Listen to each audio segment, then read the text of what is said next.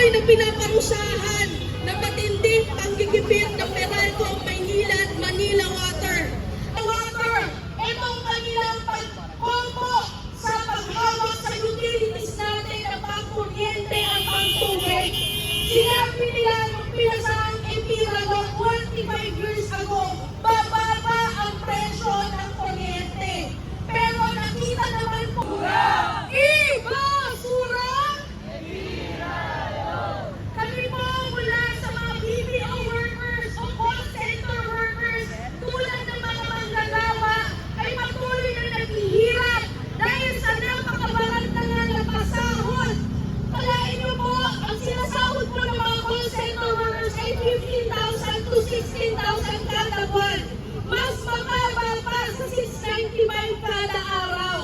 At sabi nga po, kahit po kami mga BPO workers, lalo po yung mga nag-work from home, na po obligan na pipilitang mag-report on site dahil brown out. Mataas na ang singil, palpak pa ang serbisyo. Ano ang dapat gawin sa Meralco? Ipasa na ba natin yan? At kinakaman na tubo sa enerhiya, sa industriya ng enerhiya. At ngayon, damang-dama po ng mga manggagawa ang pasanin sa presyo ng mga bilihin, mababa ang sahod, overwork at underpaid. At upang marinig po natin mismo mula kay